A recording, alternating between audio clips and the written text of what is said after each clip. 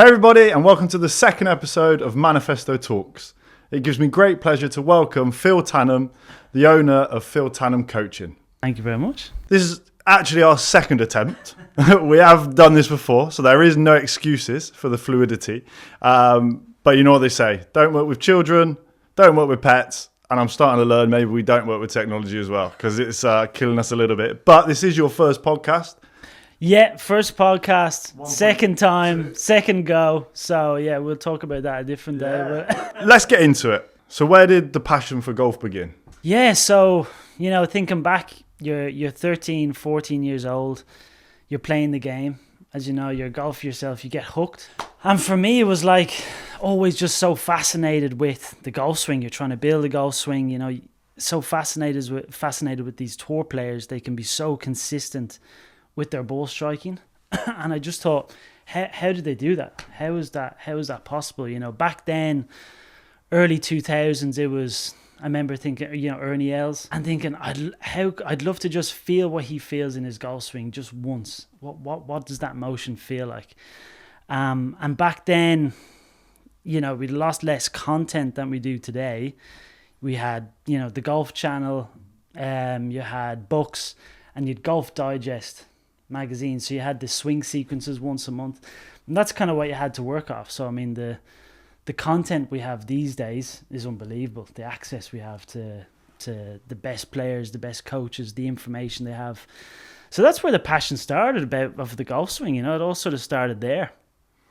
Let's dive into your journey into golf coaching. Was that something of interest from the start, or did it happen over a time period? No, it was much later on, to be honest. When I finished school, I went to college in Dublin.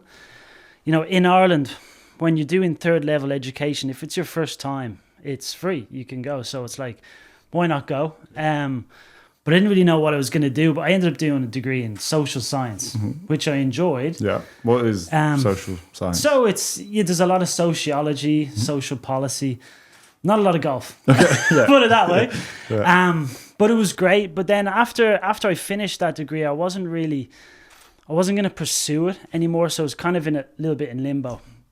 So I was in Dublin. I got a job then. I did some work in sales, and then I ended up getting a job in a restaurant. And the job in the restaurant was great because the boss, the manager, played golf as well. So he would just give me the evening shifts. So I'd never start work until like 4 or 5 in the evening. So I'd always have the morning to practice and play. So it worked out really good, and it was actually a good fit at the time. I was trying to figure things out. But during that whole time, golf through college and everything, golf was always the constant, always in your head, always thinking about it. It was always there. So with most golf coaches, there was always beforehand a slight urge or want to play. So at what point did you go and say, right, I'm going to actually focus on the coaching side now? Yeah, well, it's a good point. Yeah, because I think it all starts with your own game. Yeah. It starts with your love for getting yourself to play the best golf you can. So I think being in the restaurant there for about a year and a half, and that's when I started to think, where do I want to go? Asking myself questions that I probably should have asked before uni. before I went to college. Yeah. College. So I did it the other way around, or uni in UK. Yeah. So basically, I took 6 months out to just focus on playing and practicing, playing as many tournaments as I could. And I came out to Spain for winter to do that, because obviously Ireland, the weather's not great during the winter. And when I came to Spain for those 6 months, I was exposed to some great coaches that I worked with, great players. And these coaches were they were qualified through the PGA of Great Britain and Ireland. But I was kind of exposed to this world of golf coaching full time that I hadn't really been exposed to. And at this point, the plan's still to play. Yeah. Oh, absolutely. Yeah. I want to see how good I can get. Yeah. And that was the first time, I've been playing golf for 10 years. And that was the first time I'd really seen my swing on video, believe it or not. Wow. So you've been working on your swing through feel. And for any golfer out there, I'd advise not to do that, right? So always learn your mechanics first. Learn how it is you need to move your body, and then see what that feels like. Whereas I was doing it the other way around. So it was a real big introduction. I mean, the players I work with now, even the young players, they're seeing their swing on video so early on, and it's obviously a much better process now. But back then, I was really exposed to that way of coaching, and it was like, wow, this is actually a possibility. You can do this as a profession as well. So that sort of 6 months out there was a big sort of turning point in the mind shifts of how it was going to go in the future. So you touched on something there, and I think for people not in the golf world, it's interesting to explain. What is the PGA? Yeah, so the PGA is the Professional Golfers Association. There's sort of the PGA of America. You got PGA of Great Britain and Ireland. That's the one closest to us. And it's highly respected. Yeah, it's kind of the biggest organization. I think if you're going to go down the route of a career in golf, I think it's doing a must. I think it sets you up really well. Yeah. So it's a 3-year qualification, basically. You do distance learning with the University of Birmingham whilst you're working as an assistant pro under a head professional who has been fully qualified. And you spend weeks then, they're called these residential weeks in the Belfry. Yeah. So the Belfry is the PGA headquarters as such. That's where they have everything set up to learn. So you go there and you spend weeks there throughout your 3 years. They're good fun. Amazing. They're good fun. The residentials. Yeah, the residentials are good fun. Amazing. And the people, I mean, the guys that I did my residentials with, you still know them. You see them. They're in different parts of the world. It's really good. But you're studying golf coaching. You're studying sports science, equipment technology, custom fitting, all the things. And then I think what happens is after the 3 years, you can then go and specialize a little. Yeah. Some guys go down the route of club fitting. Exactly. Yeah. Golf coaching. Some guys, they can even come out playing on the other side of it. That's true. So there's all that side of it.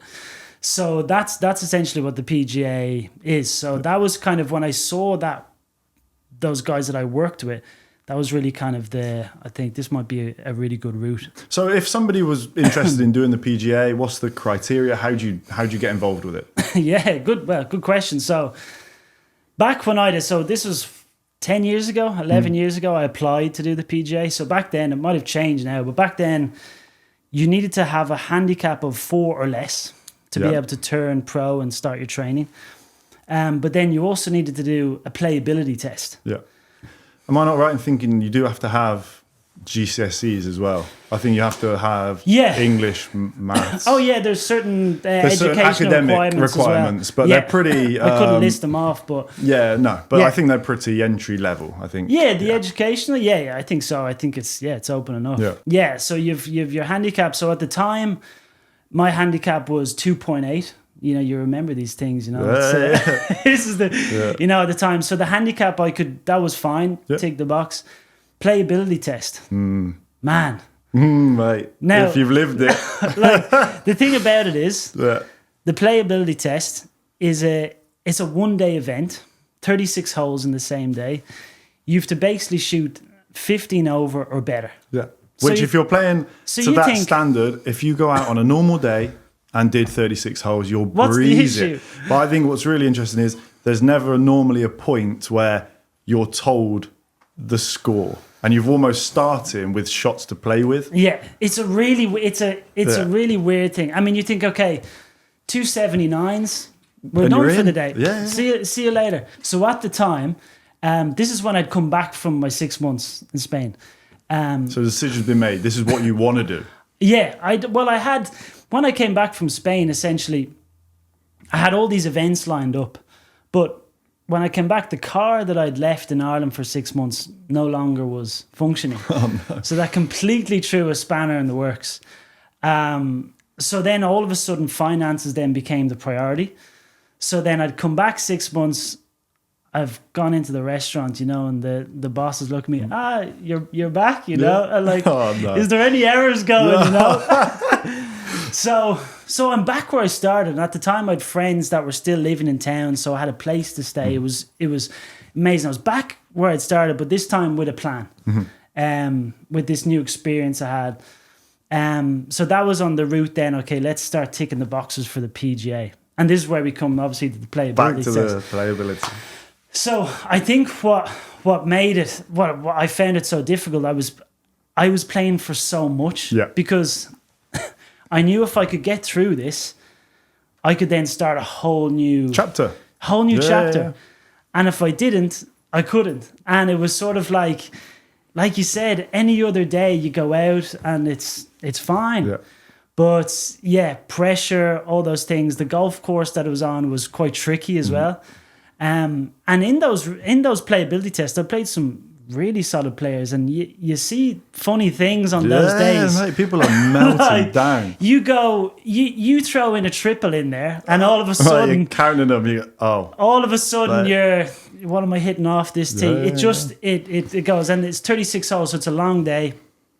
If you get a bit rough weather, all these things come into play, and it was tough. But I remember the day I passed it, like it's literally in my head. It was the best feeling. I remember the guys I was playing with, everything.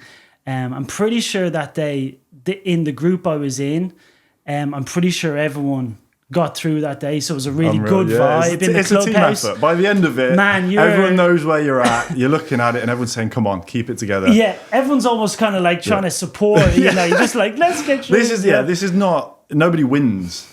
There's no competition. This is like, we just all need to get through this. It's you versus you. Everyone's on their own journey for different reasons.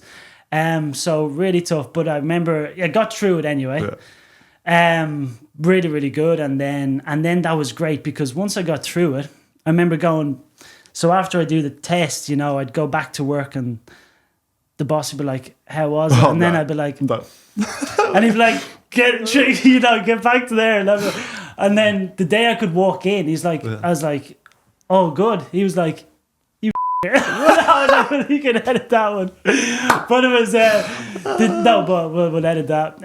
But then the day we could come in and say, "Oh, good." Just such a good feeling. You know, these are, you remember these things, because I think that was a big shift, because now I could put my focus into, okay, now I have to try and find somewhere to get started. Yeah.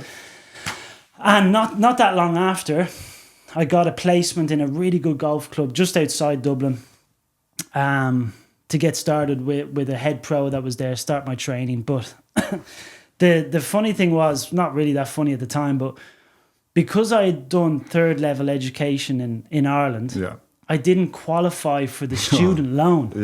So there's this student loan you can get in UK when you do the PGA. Didn't qualify for it. So I'm like, I have to pay as I go so the first year of my training, I kept the job in the restaurant. So I would open up the golf club 7 a.m. till 3 in the afternoon, and then my restaurant shift would start at 5 till midnight, and I would do that each day during the week. The commitment. And it was like, but they're great times, you know. At the time, no responsibilities. You're working just towards a dream as well. You're trying to make it happen, and I knew it was temporary as well. I wasn't. I'm not going to do 7 to midnight forever, right? But that's kind of what happened the first year, and then it was amazing.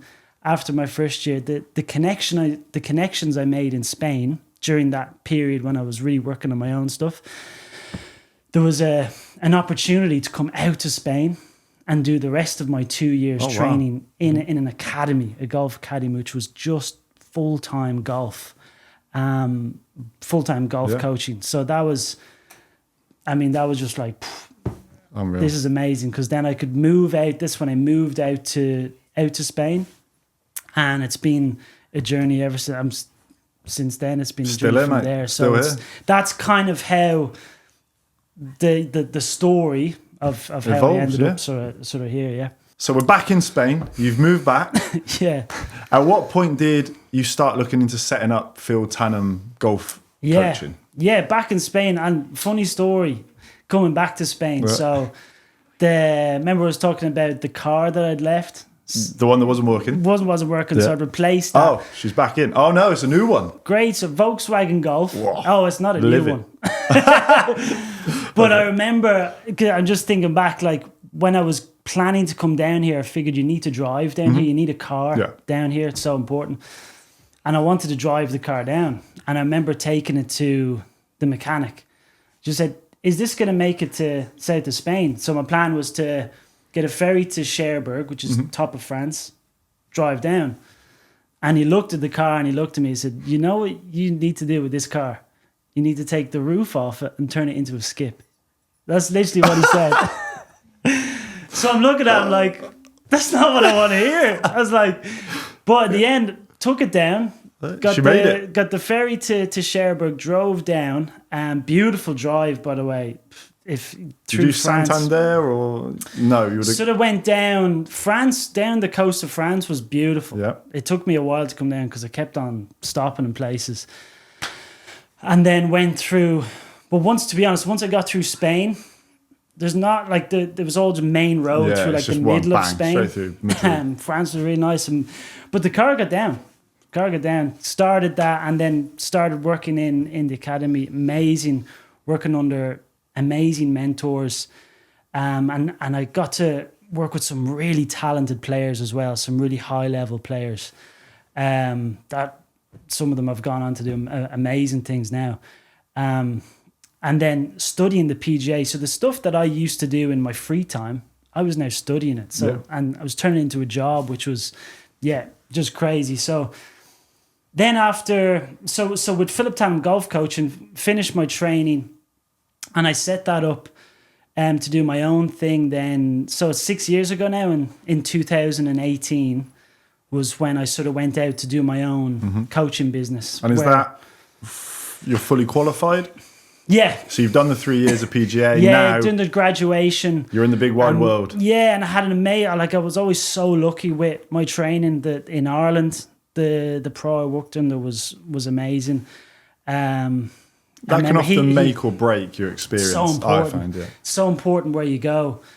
You know, he was quite forward thinking. I remember we got a trackman, and back then, like 10 years ago, there was maybe 10 trackmen in Ireland, that sort of way. So being able to, he was kind of forward on that, getting into that stuff, and then the academy with Spain, amazing coaches, amazing mentors, amazing players. So it was I learned so much in those 3-4 years, and then it was kind of let's kind of go from there, and that's when so that's when I moved where I'm based now in Marbella Golf Country Club. That's where I'm based now. So I have a kind of a sort of a studio there that I work with players, and that's when that started.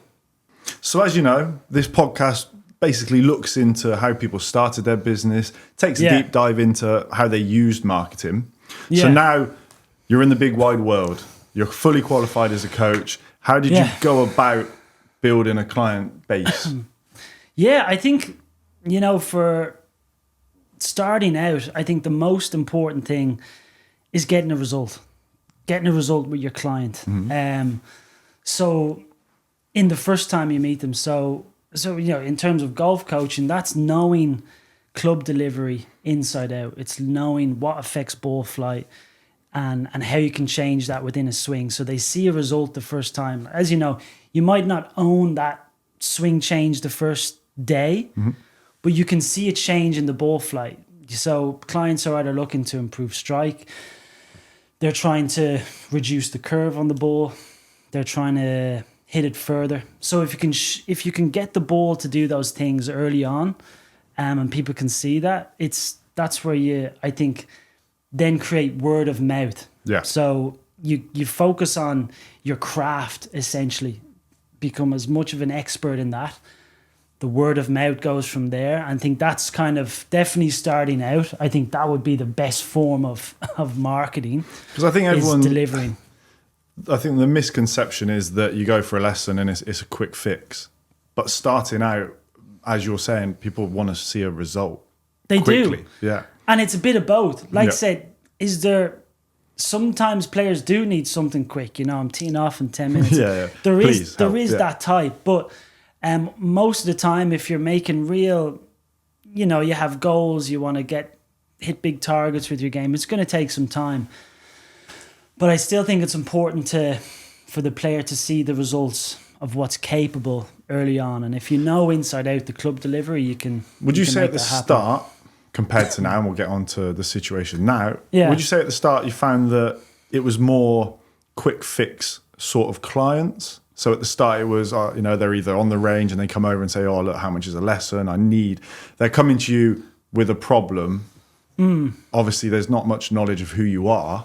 Is it, hi, you're a golf coach, can you help me out? Is that the sort of, so it was quite, I would say, kind of not repeat customers, quite quick fix sort of clients to start with? Or did you quite quickly find that these people were coming back? Yeah, so, oh, absolutely. I think, like I was saying earlier, the academy I worked at it attracted a lot of high-level players. So I got used to kind of coaching players on long-term plans. That was kind of my almost introduction. And that's what I enjoy the most. But then, like you said, you move, you're in a new location. Money. You meet someone on the You range. need to make money. Yeah, you're creating a business. You definitely have to, you're listening to what the client wants. And then I think it's up to you to show them what's possible. You know, they might have one idea. You say, we can do that. And then also, we could do this. So it gives them, it kind of opens up the possibilities of what they can achieve. And I think that's the coach's job to kind of really broaden the vision of what's possible in their game.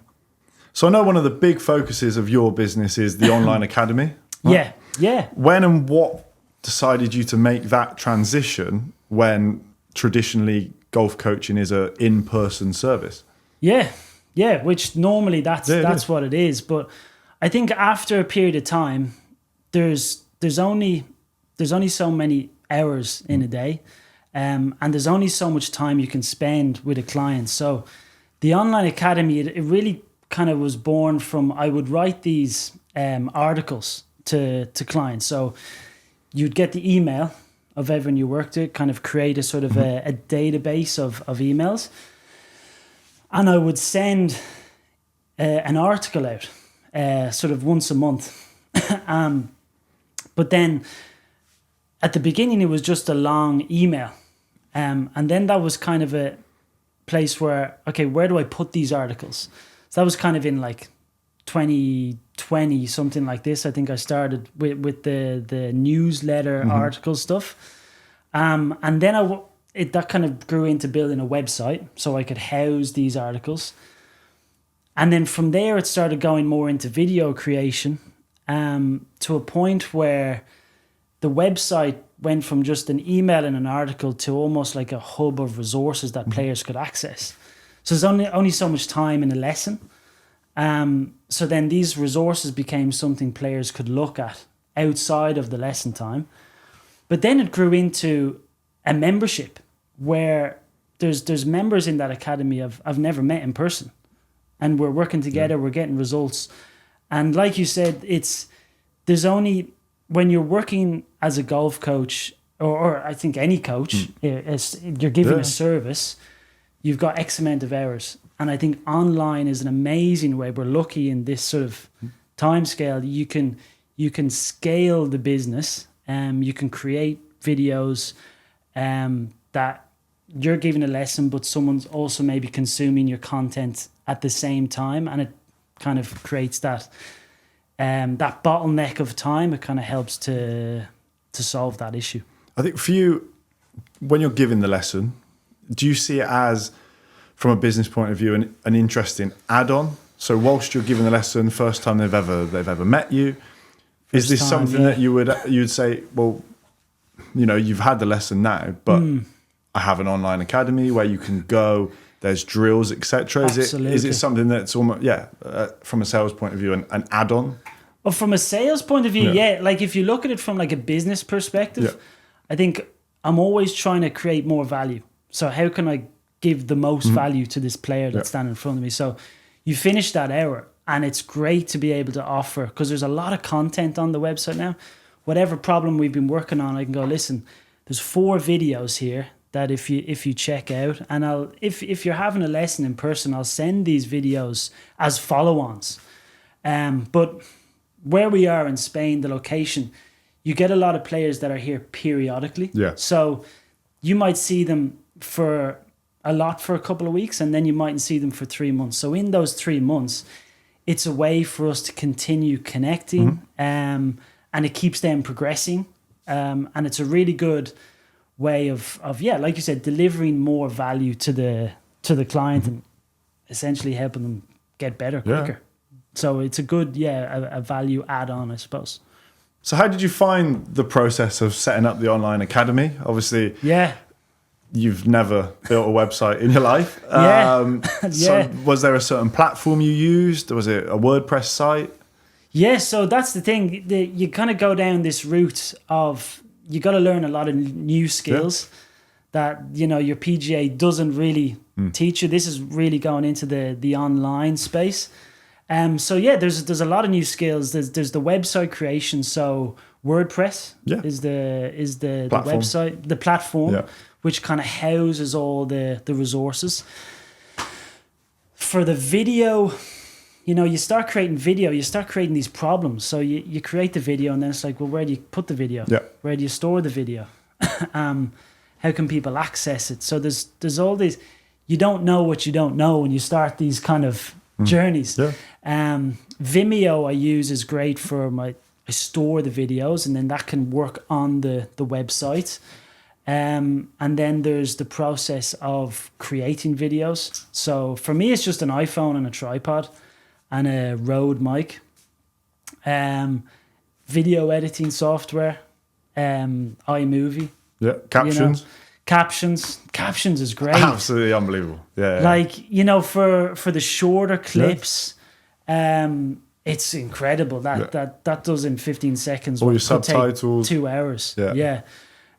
So, but to be honest, I really enjoyed that part of learning that. I think I'm happiest when I'm working on a project, whether that's the golf swing, the business, or something. So it was really a good kind of and it's still early days. I mean, it's only the membership was only sort of created 2 years ago, so it's still in its kind of its infancy, and the skills that you're learning new skills all the time. But that's kind of how it works on the back end. Really, is those processes.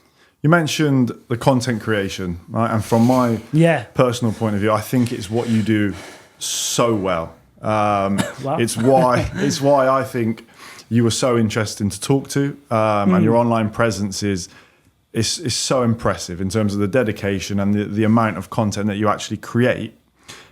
It's clearly an important part of your business. What's the process like? Do you dedicate a certain day to it? Because I think with our clients, there's always a hesitation of this takes too much time, or they don't know how to.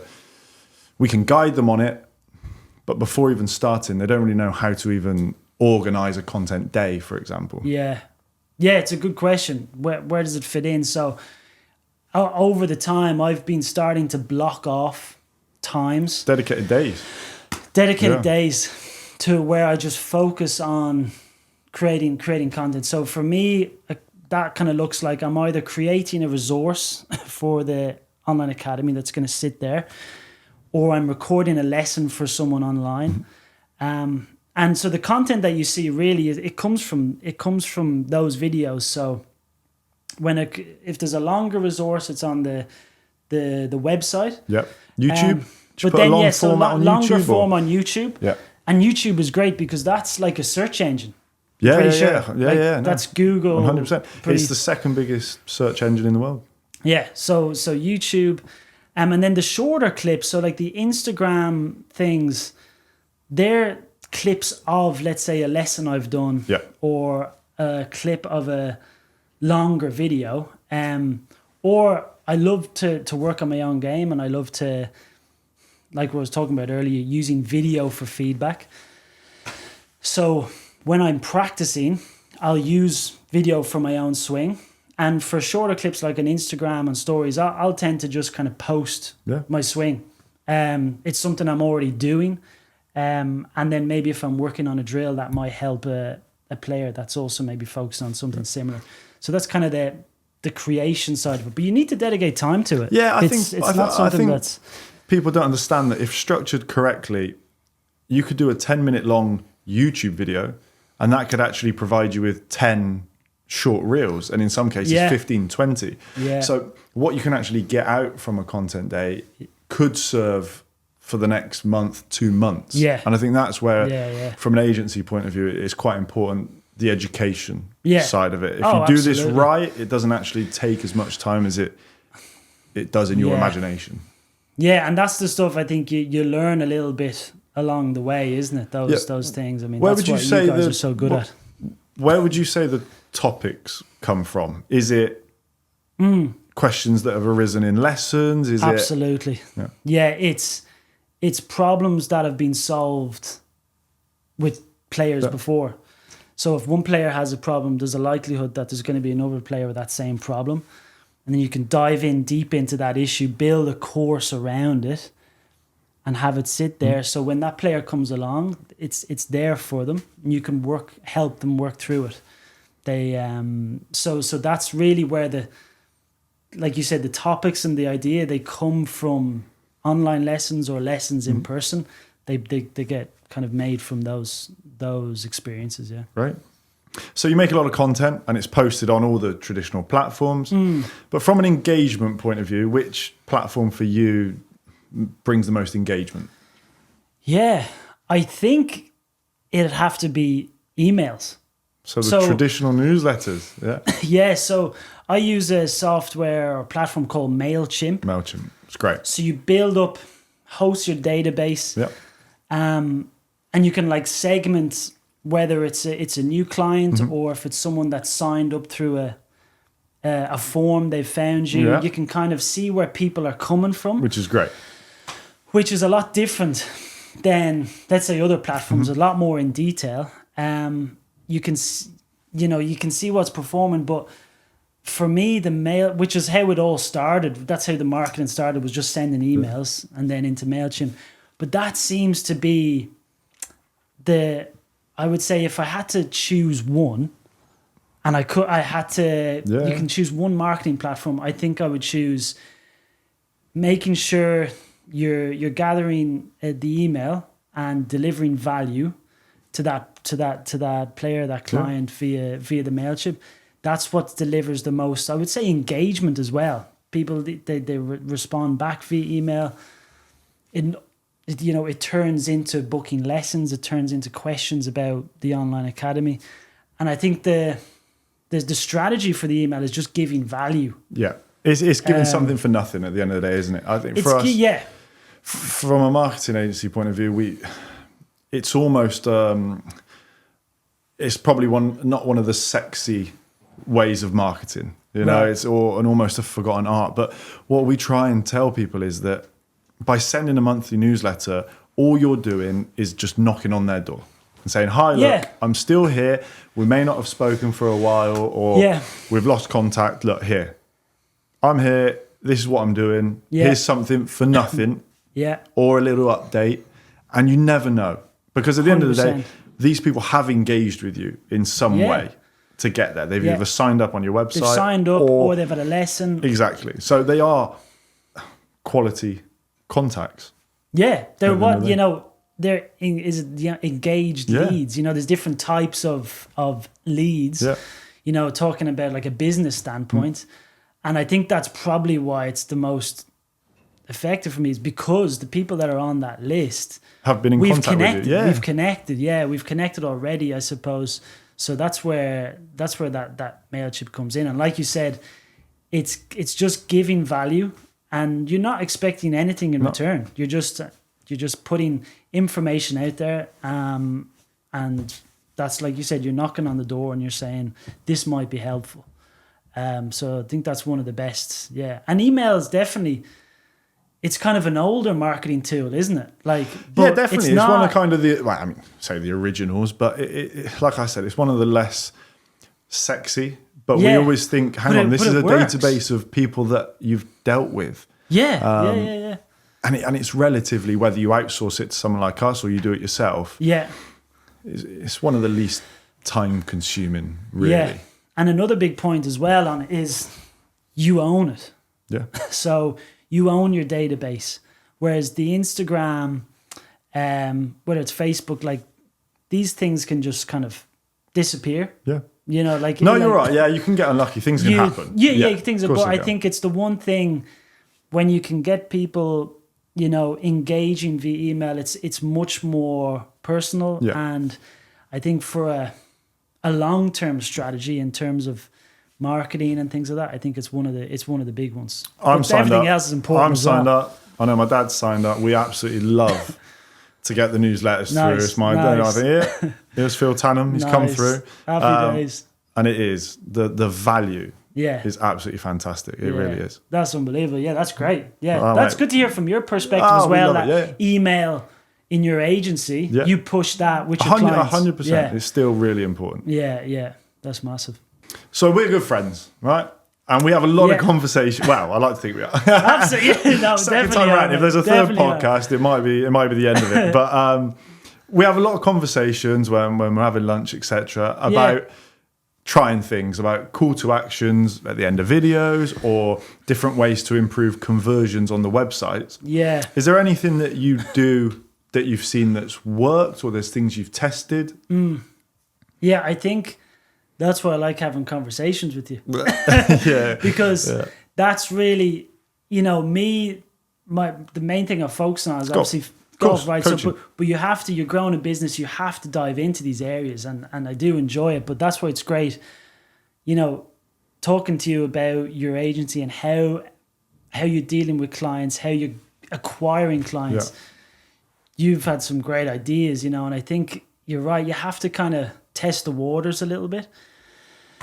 I've probably, up until now, the only strategy really has been organic reach, and like I said, delivering a result. I haven't dabbled in any form of paid advertisement. No. We've not got you there yet, but we're on it. So, you've often said to me, well, come on, let's just a have little bit of budget. Give me a little bit. Give me something. So, but I'm sort of in that, feel like I'm always still in that growth phase. Yeah. But down the line, I will experiment more with that.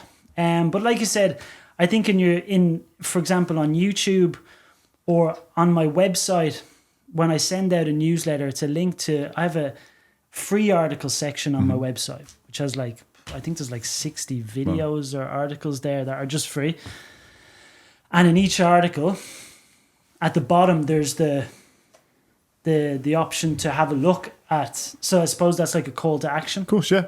And what I will do is I'll also, when there's a win in the online academy or I hear great news, a player might say, listen, just broke 80 or just broke 100 for the first time. I'll kind of clip that and I'll kind of post that as well. And then I suppose there's a call to action there as well, where you can, on Instagram stories, leave a link to the online academy. So if someone's out there trying to break 90 or trying to break 80, so in terms of a marketing side, that's probably the strategies. But you're on the right. You're on the right tracks. I think with a lot of the video content, the short clips, we're always trying to promote as you're saying, a call to action at the end of it. So whether that's, for example, to see the full video. So if it's a snippet of a YouTube, to see the full video, click the link in the bio. If it's talking about the online academy, it might be click the link in the bio to sign up to our online academy. Yeah. And what we're trying to create is a client journey, so we can follow them. We can see what sort of reels create the most engagement and get the most clicks through. And then we move on to the website, which is how can we turn it into the best conversion tool, which I think is things that we've spoke about a lot in terms of having people sign up, the information you give prior to having a lesson, whether that's costs, etc. Because the idea is that the website is a tool at the end of the day. It's part of your business. And the difficulty is finding the balance between giving enough information to inform the client, but not leading them enough to be able to make a decision. So we want to give them the information and then make them contact you to inform them on the final decision. Because at the end of the day, we're in the business of, we want to create leads, quality leads for your business. So it's just understanding that balance of free info without giving them enough to make them be able to make a decision on their own. No, absolutely. I think that's got to be the strategy, isn't it? You're trying to create conversations at the end of the day. Because I think you can't, especially in your business, depending on what the golfer needs, it would be very hard to have a one fits all. So when somebody does want to contact you, I think you could end up almost pricing yourself out in certain areas. If a golfer's coming to you and they want an intense week, well, then the cost of that is very different to somebody who just wants 1 hour. Absolutely. So that's where we try and find the balance. And you have to have those conversations. You got to sort of see, okay, you got to listen to what is it that this player this client wants. So it's so important to, in your marketing strategy to give value, but also to create an opportunity to have a conversation with this player and hear more about their needs. So from all of this, from the journey so far, what would you say the biggest lesson's been? Yeah, tough question, because there's been big question. A lot of lessons, hard lessons as well. But I think, always I think the biggest thing would be, the biggest lesson I've learned is to focus on process over the outcome, whether that's building a business or changing your ball flight, changing the movement pattern. I think if you focus in on the small processes, the outcome will take care of itself. It wasn't until, like I said, after college, I started looking into more kind of self-development things, how important goal setting is. So I think goal setting is a massive lesson. And set the outcome goals, but then break it down and say, okay, what does the process need to look like? What are the small daily actions I need to do to create that? And then you put the outcome out of your mind, focus in on the process. And I think I always remember a video. It's an old video from I think it's an American author called Earl Nightingale, like in the 1950s. And I remember listening to it back then when I was trying to decide where we're going to go. And there was a quote in there. It's the video's called The Strangest Secret. You can, if you want to watch it. I'll have a look. And he says, success is the progressive realization of a worthy ideal. So whatever success is to you, it could be anything. But once you sit down, decide what success is for you. The progressive realization is just the first day you start working towards it, it's a success. Yeah. So it takes the overwhelm of the big task. So you decide, I'd like to do that. Once I start working on it, that is a success. And you just continue to work on it. So I think that's probably one of the biggest lessons if, starting on new projects and things, is just sitting down, thinking what's the direction I'd like to go. That's half the battle. Breaking it down. Okay, what's the one thing I need to do today to make that a reality? Start working on that one thing. And that's half the battle. So that'd be the biggest lesson on it. Well, thank you so much for coming. Thank you for coming on the podcast. No, my pleasure. Hoping Thanks for this having one me. sees the light of day. Yeah, let's hope. And then we will get you back on in the future because we want to follow this journey. Yeah. Right? Thank you so much for coming. No, my pleasure, Cheers, man. mate. Really Awesome. appreciate it. Awesome.